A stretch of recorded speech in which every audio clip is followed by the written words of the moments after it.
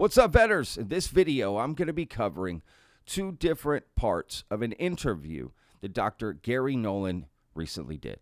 In part one, we're going to cover Dr. Garry Nolan firing back at Neil deGrasse Tyson about the study of UFOs. And then in part two, I'm going to cover a fascinating question that Dr. Garry Nolan brought up, which is, can we patent alien technology?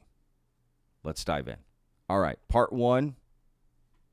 Let's just start the clip here. There's two clips to part one here. Again, this is Dr. Garry Nolan speaking about Neil deGrasse Tyson. Where I dislike what people like him do is where they diminish the possibility through ridicule, because that's not science. I think what that does is it does a disservice to people who come forward with stories, because they have a double trauma. They have the trauma of having seen something they really don't understand and doesn't fit with their worldview. And then they have the trauma of everybody making fun of them and their family, not believing them. Right? And so that's just, at best, it's rude. It's just rude. It's coarse. It's inappropriate. It's wrong. It's arrogant and conceited. So Neil, cut this shit out. Just stop it. It's wrong. You shouldn't do it. You wouldn't want anybody making fun of your ideas like I do on a regular basis these days, but that's just quid pro quo. Right? It's like you don't want somebody doing that to you, so don't do it to other people, especially people who are not as conversant in the sciences as you are. I am. Avi is. Both of us are far more accomplished than the likes of him. He's a TV personality. Stop believing people like that. Stop putting them on the TV shows just because they're bloviating, nonsense spewers. Sorry. You have to categorize this for people so that they understand that a person like that is not a scientist. They're just not. They're a TV personality. So you shouldn't be going to them. So media representatives who are looking for somebody to speak to, that shouldn't be the person you go to. Stop being lazy. Use your brain, find other people who actually can talk about this intelligently and actually have a track record. Wow. Sorry. No need to apologize, Dr. Garry Nolan. Now, at the end here, this gentleman who hosts the podcast has an interesting question for Dr. Garry Nolan. You mentioned with deGrasse Tyson, it's gonna be that's a whole. I would love to host both of you just to have that discussion. I don't want to have a conversation with him. I don't want to raise him to my level, to be quite honest, because it's just, I'm sorry. I just don't think he's of the mental caliber to deal with it. And I'm not here to give his ideas any further home. I'm sorry. You're making it even more difficult, Professor. Well, you can take it out then if you want. No, I'm joking. Listen, I heard you and it made me reflect on, because I do admire some of his ideas, but I also see your perspective on it and how he should stick to his good ideas, not the ideas that are bullying. He should stick to what he's good at and actually transmitting science, not his biases. Right. What do y'all think? Right? Okay, we're about to get to part two here in just a second, but what do you think about that? Right? Dr. Garry Nolan criticizing Neil deGrasse Tyson and the way he covers UFOs. Let's be real. Dr. Garry Nolan is not wrong there, right? Clearly, Neil deGrasse Tyson is very dismissive of the UFO topic, any sort of alien encounters, firsthand experiences, right? He famously always says, oh, why does no one, on a getting abducted on a UFO, why don't they grab an ashtray? The things like that, right? All the cell phone cameras in the world, we don't have a picture yet of all of these things. What Neil deGrasse Tyson doesn't know is there are a bazillion cell phone UFO videos on the internet. I get sent tons of them. Now, they may not be what you want in the video, but people are pulling out their phones and filming things they don't know what they are, right? Upon further review, you may determine what it is, but, right, at first glance. So I get where Dr. Garry Nolan is coming from, and these aren't the first comments he's made before. Previously, he made a comment about Neil deGrasse Tyson should lose his PhD, right? That's in a clip that James Fox released for his upcoming documentary, The Program. So I'm curious if that will be left in. But, and let's be real, Dr. Garry Nolan isn't the only other person to have a problem with the way Neil deGrasse Tyson talks about UFOs. It's more the way he discusses it, not the way he thinks about it, if that makes sense. Right? But at the end of the day, he has said on multiple occasions that he supports funding to research UAPs. So, at the end of the day, he does support that. Right? But I get his point. So what do you think in the comments? Let me know. Let's move on to part 2. I'm going to play the clip, and then we'll discuss it. Again, Dr. Garry Nolan asked a great question. Can we patent alien technology? Listen close.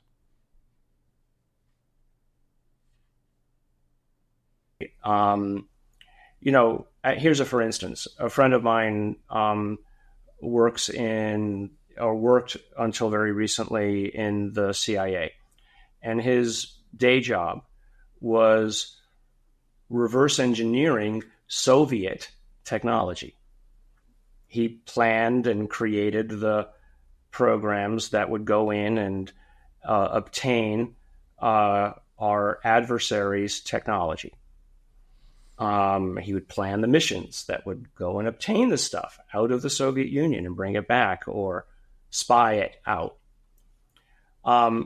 And even he said, sometimes we would get technology that we didn't understand from the Soviets that were built on novel principles that the Russians had developed.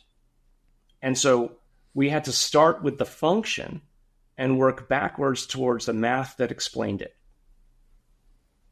Right?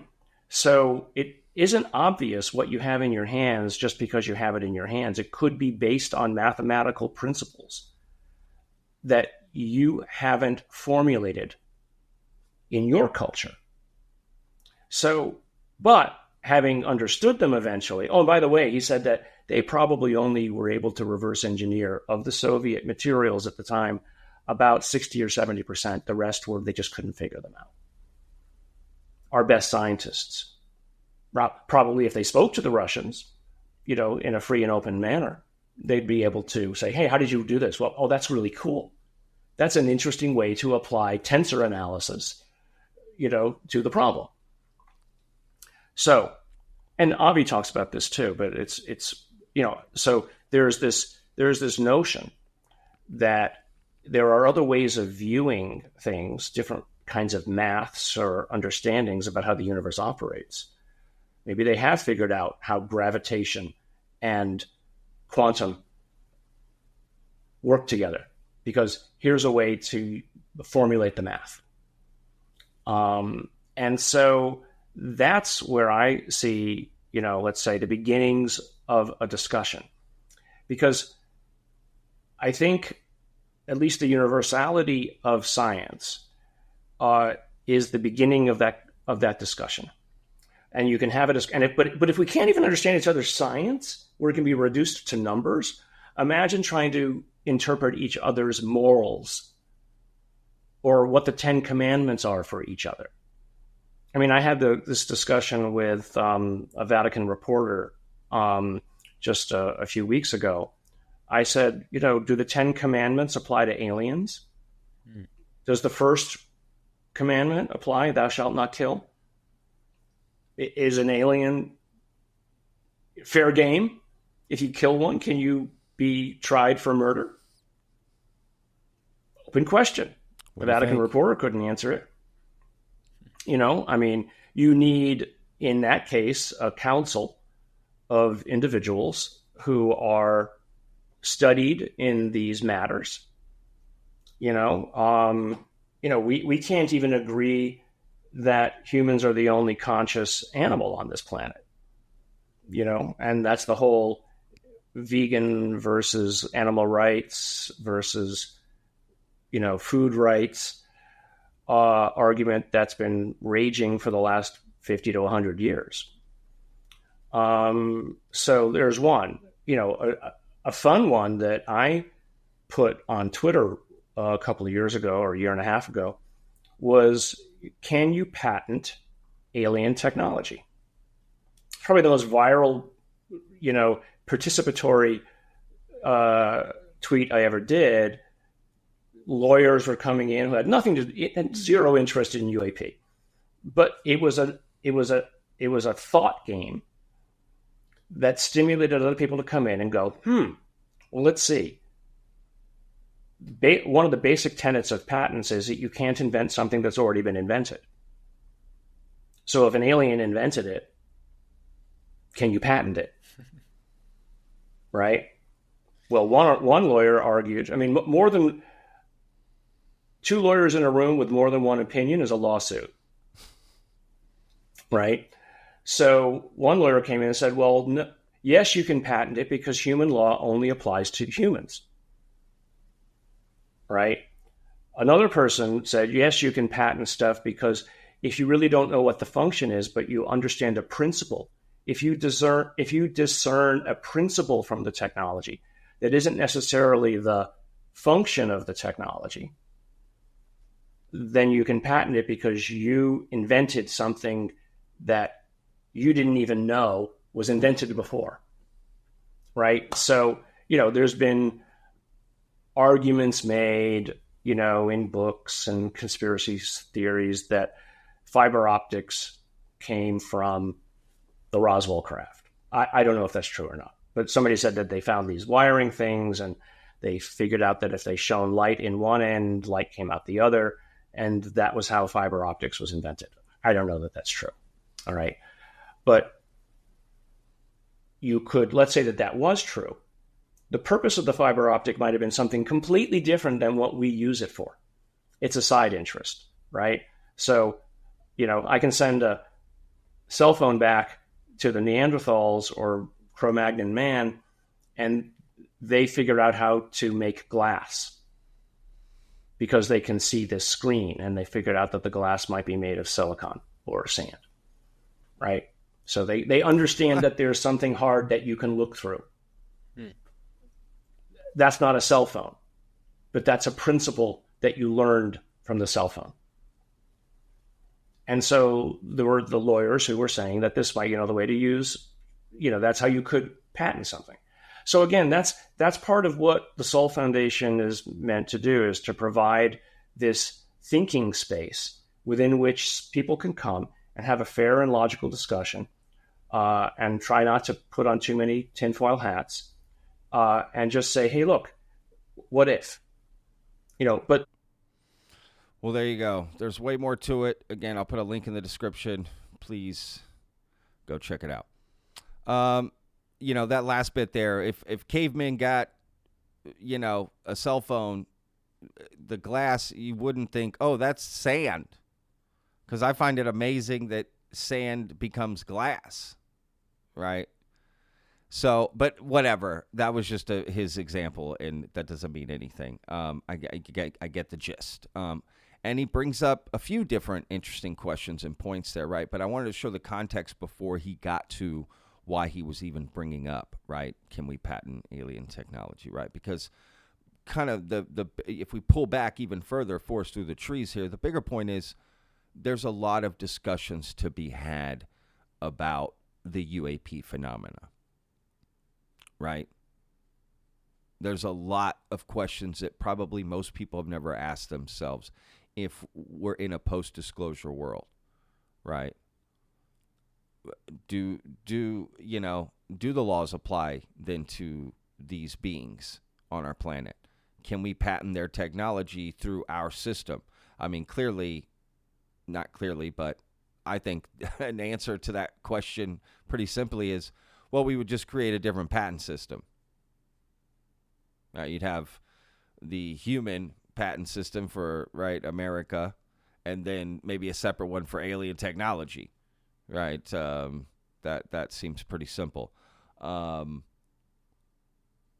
that would get rid of all the human boom. But regardless, be curious to hear your thoughts about that question. And, the question about, do the 10 Commandments apply to aliens? I mean, that just if you believe in the 10 Commandments, but just let's say the laws of the land, right? Killing a human being, right? Does that law then apply to an alien? I mean, right? I think so. What if a human kills an alien? Is that still murder? That's the bigger question. But these are all great questions to ask, right? And how about that story about his ex-CIA friend who worked for reverse engineering retrieval teams? Because those exist, period. That's the thing. Crash retrieval teams exist. Where it gets murky is they say there's also UFO ones, or the ones that operate also get UFOs, right? But there are crash retrieval teams that get foreign technology, and they have many ways of getting it, and you can look all of that up online. So he's got an ex-CIA friend that did this for the Russians, right? They would get Russian technology, try to reverse engineer it. And again, that's where he's saying sometimes we got things we didn't understand, right? We didn't fully understand how it operates. And that's interesting. I don't know. So, and then the example of the Roswell and the wires. Again, that's who is owed that technology. Can a company then make technology from that and then sell it and profit off of it? It's like, well, hey, wait a second. I don't know. All right. These are questions we have to ask ourselves, and many more. So as a great comment below would be, what are other questions we should be asking ourselves, right, in a post-disclosure world? All right, y'all. Hope you enjoyed the video. We'll see you guys on tomorrow's. Remember, every day's a gift, y'all.